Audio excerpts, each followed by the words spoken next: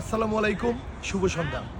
এই মুহূর্তে আমি দাঁড়িয়ে আছি ইসলামের যে প্রথম চারটি ফজিলতপূর্ণ মসজিদ বলা হয়, প্রথম তিনটির পরে, অর্থাৎ পবিত্র হারেম শরীফ, এরপরে হচ্ছে মসজিদে নববী, এরপরে হচ্ছে আল আকসা মসজিদ।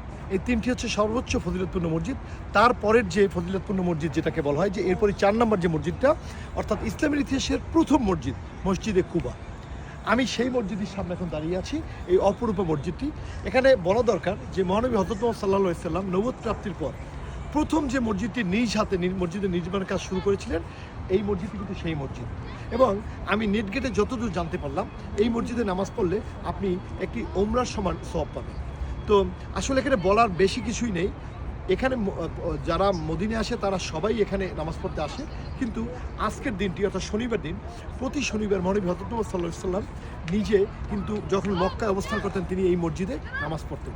তো আজকের আমি সৌভাগ্যবান যে আমি মক্কা থেকে মদিনায় যেদিন এসেছি আজকে ঠিকই সেই শনিবার দিন, এবং আমি আমার সফর সঙ্গীদেরকে নিয়ে এখন এখানে নামাজ পড়ব।